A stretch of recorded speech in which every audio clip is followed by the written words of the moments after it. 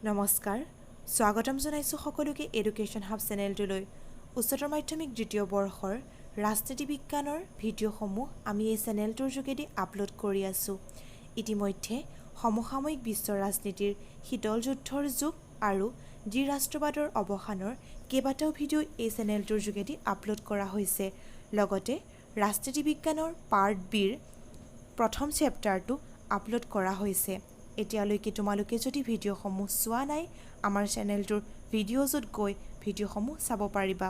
লগতে আমাৰ চেনেলটোত নতুন হ'লে চেনেলটো ছাবস্ক্ৰাইব কৰিবা আৰু আমাৰ লগত জড়িত হৈ থাকিবৰ বাবে কাষতে থকা বেল আইকনটো দবাই দিবা যাতে নতুন ভিডিঅ'সমূহ আহিলে ইয়াৰ আপডেট অতি শীঘ্ৰেই পোৱা যায় আজি দ্বিৰাষ্ট্ৰবাদৰ অৱসানৰ শেষৰ অংশৰ আলোচনালৈ আহিছোঁ আহা দ্বিৰাষ্ট্ৰবাদৰ অৱসানৰ শেষৰ অংশ আলোচনা কৰোঁ পূৰ্বৱৰ্তী ভিডিঅ'ৰ লগত সংগতি ৰাখি আজিৰ ভিডিঅ'টো আৰম্ভ কৰিছোঁ আজিৰ ভিডিঅ'ৰ প্ৰথমটো সাব পইণ্ট হৈছে বিভাজনৰ পৰিণাম অৰ্থাৎ কেনেকুৱা ধৰণৰ কনসিকুৱেন্সেছ অৰ্থাৎ পৰিণামৰ সন্মুখীন হ'বলগীয়া হ'ল সোভিয়েট সংঘ ভগাৰ পিছত তাকে আমি আলোচনা কৰিম প্ৰথমটো পৰিণাম আছিলে শীতল যুদ্ধৰ সমাপ্তি অৰ্থাৎ সোভিয়েট সংঘ ভাগি যোৱাৰ ফলস্বৰূপে শীতল যুদ্ধৰ অৱসান ঘটিছিল অৰ্থাৎ শীতল যুদ্ধৰ সমাপ্তি হৈছিল যিহেতু আমেৰিকা যুক্তৰাষ্ট্ৰ আৰু সোভিয়েট সংঘ এই দুয়োটাৰ লগতে শীতল যুদ্ধৰ আৰম্ভণি হৈছিল সোভিয়েট সংঘ ভাগি যোৱাৰ ফলস্বৰূপে শীতল যুদ্ধৰ সমাপ্তি হৈছিল দ্বিতীয়টো কাৰণ আছিলে অৰ্থাৎ দ্বিতীয়টো কনসিকুৱেন্সেছ আছিল পৰিণাম আছিল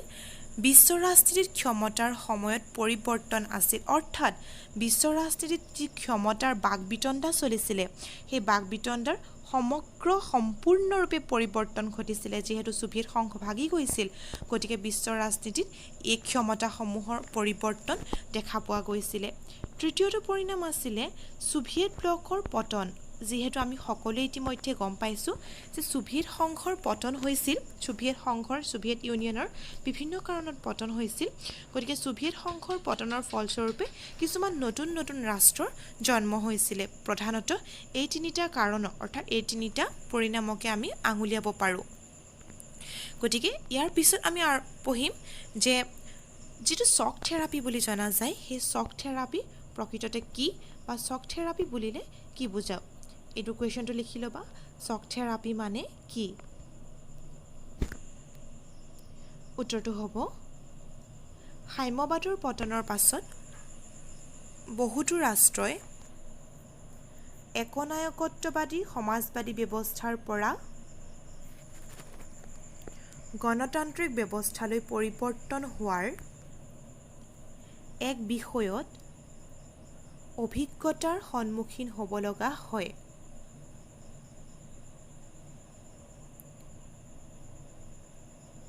জাৰি দিবা ৰাছিয়া মধ্য এছিয়া আৰু পূব ইউৰোপত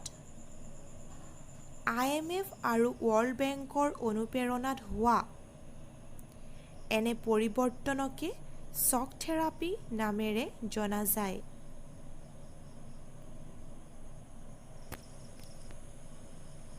নেক্সট কুৱেশ্যনটো লিখিবা ৰাছিয়াৰ প্ৰথমজন নিৰ্বাচিত ৰাষ্ট্ৰপতিৰ নাম কি উত্তৰটো হ'ব বৰিছ য়েলচিন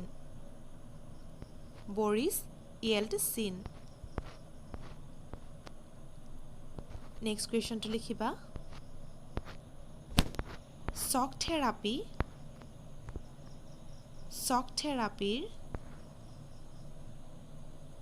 মূলতঃ কি কাৰণত দিয়া হৈছিল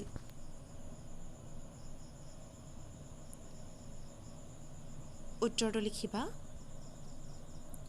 শক থেৰাপি বাহ্যিক অৰ্থনৈতিক পৰিৱৰ্তনৰ বাবে প্ৰধানতঃ দিয়া হৈছিল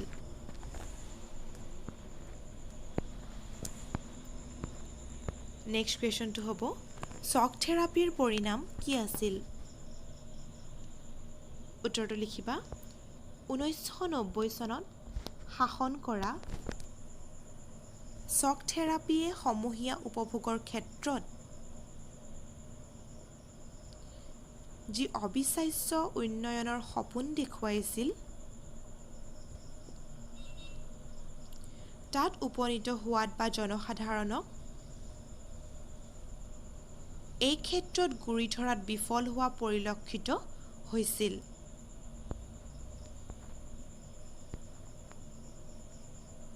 মূলতঃ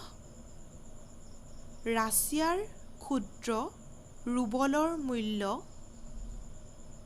নাটকীয়ভাৱে চলি অহা পৰিলক্ষিত হৈছিল।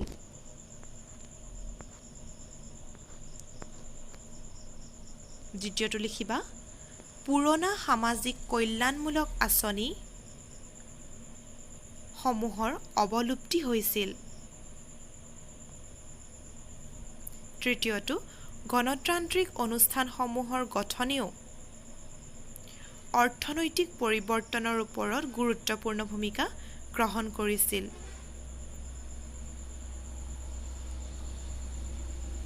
প্ৰধানতঃ এই তিনিটা কাৰণক জনা যায়, অৰ্থাৎ পৰিণাম জনা যায়। নেক্সট কুৱেশ্যনটো লিখিবা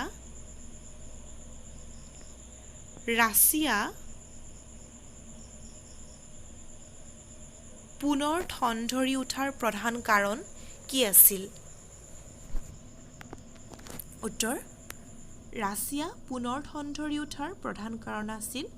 প্ৰাকৃতিক সম্পদসমূহৰ ৰপ্তানি। নেক্সট ৰাছিয়াৰ প্ৰধানতঃ প্ৰাকৃতিক সম্পদ দুবিধৰ নাম লিখা। উত্তৰ খাৰুৱা তেল আৰু খনিজ সম্পদ। নেক্সট কুৱেশ্যনটো লিখিবা বিশ্বৰ প্ৰধান খাৰুৱা তেলৰ উৎপাদনকাৰী দেশ কেইখনমানৰ নাম লিখা। উত্তৰ লিখিবা আজাৰাবেইজান, 2 নম্বৰ Kazakhstan, next Uzbekistan, next Russia, next Turkmenistan. এইকেইখন বিশ্বৰ প্ৰধান খাৰুৱা তেল উৎপাদনকাৰী দেশ। এইটো সাধাৰণতে আহি থাকে, ইম্পৰ্টেণ্ট কুৱেশ্যন হয়, টিক মাৰ্ক কৰি ৰাখিবা। নেক্সট কুৱেশ্যনটো লিখিবা পৃথকতাবাদী হিংসাত্মক আন্দোলন ক'ত সংঘটিত হৈছিল? উত্তৰটো হ'ব ৰাছিয়াৰ 2 গণৰাজ্যত। এডাল ডেছ দি লিখিবা দাগেস্তান আৰু চেচনিয়া। নেক্সট কুৱেশ্যন লিখিবা যুগোস্লাভিকিয়া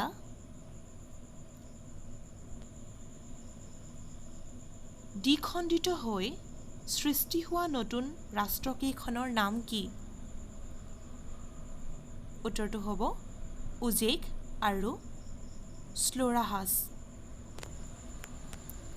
স্পেলিংটো কৈছোঁ UZECH আৰু স্লোৰাহাছ SLORAHAS স্লোৰাহাছ।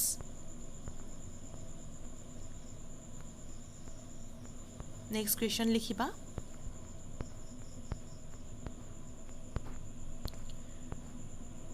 ভাৰত আৰু ছোভিয়েট ইউনিয়নৰ সম্পৰ্কটো আলোচনা কৰা। অকণমান দীঘলীয়া হ'ব কিন্তু অতি প্ৰয়োজনীয়। উত্তৰ লিখিবা শীতল যুদ্ধৰ সময়ত ভাৰত আৰু ছোভিয়েট সংঘৰ এক গুৰুত্বপূৰ্ণ সম্পৰ্ক আছিল। এইখিনিতে চমুকৈ বুজাই দিওঁ যে যিহেতু ভাৰতবৰ্ষই গোষ্ঠী নিৰপেক্ষ আন্দোলনত অংশগ্ৰহণ কৰিছিল, সেই উদ্দেশ্য আগত ৰাখি ভাৰতবৰ্ষই আমেৰিকা যুক্তৰাষ্ট্ৰ আৰু ছোভিয়েট ইউনিয়ন কাৰোৰ লগতে হিচাপ মতেদি পোনপটীয়া অথবা পৰোক্ষভাৱে একলগ হ'ব নালাগিছিল। কিন্তু ভাৰতবৰ্ষই আওপকীয়াকৈ ছোভিয়েট ইউনিয়নৰ প্ৰতিটো মতাদৰ্শক সমৰ্থন কৰিছিল। গতিকে ভাৰতবৰ্ষ আৰু ছোভিয়েট ইউনিয়নৰ মাজৰ সম্পৰ্কটো সেই সময়ত আমেৰিকা যুক্তৰাষ্ট্ৰৰ তুলনাত যথেষ্ট ভাল আছিল। যিহেতু তেওঁলোকে নিৰপেক্ষতা অৱলম্বন কৰিব লাগিছিল বা অৱলম্বন কৰিছিল বুলি উল্লেখ আছে, কিন্তু আওপকীয়াকৈ তেওঁলোকে ছোভিয়েট ইউনিয়নক সমৰ্থন কৰিছিল গতিকে ভাৰতবৰ্ষ আৰু সোভিয়েট ইউনিয়নৰ এই সম্পৰ্কটো এক চমকপ্ৰদ সম্পৰ্ক বুলিও কোৱা হয় অৰ্থাৎ যিহেতু দেখা পোৱা নাযায় কিন্তু সম্পৰ্কটো মেইনটেইন কৰি থকা হৈছিল গতিকে এই ক্ষেত্ৰত কেনেকুৱা ধৰণৰ সম্পৰ্ক বৰ্তাই ৰাখিছিলে তাৰে প্ৰথমটো হৈছে অৰ্থনৈতিক সম্পৰ্ক অৰ্থনৈতিক সম্পৰ্কৰ তোমালোকৰ কিতাপত ভালকৈ এক্সপ্লেইন কৰি থোৱা আছে নেক্সট পইণ্টটো আছে ৰাজনৈতিক সম্পৰ্ক নেক্সটটো আছে সামৰিক সম্পৰ্ক আৰু নেক্সটটো আছে সাংস্কৃতিক সম্পৰ্ক অৰ্থাৎ ভাৰতবৰ্ষই সোভিয়েট ইউনিয়নৰ লগত অৰ্থনৈতিক ক্ষেত্ৰত তেওঁলোকৰ যি ব্যৱস্থা আছিলে সেই ব্যৱস্থাক সম্পূৰ্ণৰূপে সমৰ্থন কৰিছিলে ভাৰতবৰ্ষই সোভিয়েট ইউনিয়নে ব্যৱসায়ৰ কাৰণে ভাৰতীয় মুদ্ৰা ব্যৱহাৰ কৰিছিল লগতে বৈদেশিক মুদ্ৰাও তেওঁলোকে ভাৰতবৰ্ষৰ ব্যৱহাৰ কৰিছিল এই ক্ষেত্ৰৰ পৰা আমি গম পাওঁ যে অৰ্থনৈতিক ক্ষেত্ৰত ভাৰতবৰ্ষই কেনেধৰণে তেওঁলোকক সমৰ্থন কৰিছিলে ঠিক সেইদৰে ৰাজনৈতিক সম্পৰ্কৰ ক্ষেত্ৰতো ৰাষ্ট্ৰসংঘত যেতিয়া কাশ্মীৰ সমস্যা এটা উৎপন্ন হৈছিল বা কাশ্মীৰক লৈ পাকিস্তান আৰু ভাৰতৰ মাজত যেতিয়া সমস্যাৰ সৃষ্টি হৈছিলে সেই সমস্যাৰ ক্ষেত্ৰত সোভিয়েট ইউনিয়নে ভাৰতৰ স্থিতিক লৈ ৰাষ্ট্ৰসংঘৰ ক্ষেত্ৰত গুৰুত্বপূৰ্ণ ভূমিকা গ্ৰহণ কৰিছিলে যিহেতু আমি ফাৰ্ষ্ট ইয়েৰত সকলোৱে পঢ়ি আহিছোঁ যে কাশ্মীৰ জম্মু এণ্ড কাশ্মীৰ যিটো আছিলে আমাৰ খণ্ডটো তাৰ এটা অংশ ভাৰতবৰ্ষত আৰু এটা অংশ পাকিস্তানত আছিলে এই ক্ষেত্ৰত সদায় পাকিস্তানৰ লগত ভাৰতৰ কাজিয়া হৈ থাকে বা যুদ্ধ হৈ থাকে এই ক্ষেত্ৰত সোভিয়েট সংঘই ভাৰতৰ স্থিতিক লৈ গুৰুত্বপূৰ্ণ ভূমিকা গ্ৰহণ কৰিছিলে সামৰিক ক্ষেত্ৰত আলোচনা কৰিবলৈ হ'লে ভাৰতবৰ্ষই যি অস্ত্ৰ শস্ত্ৰ ব্যৱহাৰ কৰিছিলে যিবোৰ সামৰিক ক্ষেত্ৰত অস্ত্ৰ শস্ত্ৰ ব্যৱহাৰ কৰিছিলে এইবোৰ সোভিয়েট ইউনিয়নে যোগাৰ ধৰিছিলে বা এতিয়াও সোভিয়েট ইউনিয়ন অৰ্থাৎ ৰাছিয়াই ভাৰতবৰ্ষক যথেষ্ট পৰিমাণে সহায় সহযোগিতা আগবঢ়াই আহে ঠিক সেইদৰে সংস্কৃতিৰ ক্ষেত্ৰত হিন্দী চিনেমা যিবোৰ আছে ভাৰতীয় সংস্কৃতিত হিন্দী চিনেমাসমূহৰ ক্ষেত্ৰত সোভিয়েট ইউনিয়নৰ যিবোৰ চিনেমা চলিছিলে সেই চিনেমাসমূহৰ গুৰুত্বপূৰ্ণ ভূমিকা আছে অৰ্থাৎ সোভিয়েট ইউনিয়নত যেনেধৰণৰ চিনেমা বা যি ধৰণৰ সংস্কৃতি যি ধৰণৰ লিখক বা যি ধৰণৰ অভিনেতাসমূহ আছিলে সেই অভিনেতাসমূহ ভাৰতবৰ্ষলৈ আহিছিল লগতে তেওঁলোকে ভাৰতবৰ্ষত নিগাজিকৈ থিতাপি লৈছিল এই ক্ষেত্ৰত এই চাৰিটা পইণ্ট অৰ্থাৎ অৰ্থনৈতিক ৰাজনৈতিক সামৰিক আৰু সাংস্কৃতিক ক্ষেত্ৰত সোভিয়েট ইউনিয়ন আৰু ভাৰতবৰ্ষৰ এটা গুৰুত্বপূৰ্ণ সম্পৰ্ক এতিয়ালৈকে মেইনটেইন হৈ আছে গতিকে এইটো এটা অতি গুৰুত্বপূৰ্ণ কুৱেশ্যন এইটো 4 মাৰ্কছত অহাৰ সম্ভাৱনা খুবেই থাকে লগতে 6 মাৰ্কৰ কাৰণে ইম্পৰ্টেণ্ট হয় এই কুৱেশ্যনটো চাব পাৰিবা আজিলৈ আমি ইমানখিনি আলোচনা কৰিলোঁ দ্বিৰাষ্ট্ৰবাদৰ অৱসানৰ আমি পাঠভিত্তিক আলোচনাসমূহ কৰিলোঁ লগতে চমু প্ৰশ্ন উত্তৰসমূহ আমি পিছৰ ভিডিঅ'সমূহত দিবলৈ চেষ্টা কৰিম ধন্যবাদ ভিডিঅ'টো আৰম্ভণিৰ পৰা শেষলৈকে চোৱাৰ বাবে সকলোকে ধন্যবাদ জনালোঁ ভিডিঅ'টো ভাল পালে লাইক কৰিবা লগতে কিছু উপকৃত হৈছোঁ বুলি ভাবিলে বন্ধুবৰ্গৰ লগতো শ্বেয়াৰ কৰিবা যাতে তেওঁলোকেও ইয়াৰ পৰা কিছু উপকৃত হ'ব পাৰে লগতে কিবা সুধিবলগীয়া থাকিলে আমাৰ কমেণ্ট ছেকশ্যন খোলা আছে কমেণ্ট ছেকশ্যনত আমাক কমেণ্ট কৰি জনাব পাৰা লগতে আমাৰ চেনেলটো নতুন হ'লে ছাবস্ক্ৰাইব কৰিবলৈ নাপাহৰিবা লগতে কাষতে থকা বেল আইকনটো দবাই দিবা যাতে নতুন ভিডিঅ'সমূহ আহিলে তোমালোকে পোনপ্ৰথমেই লাভ কৰিব পাৰা ধন্যবাদ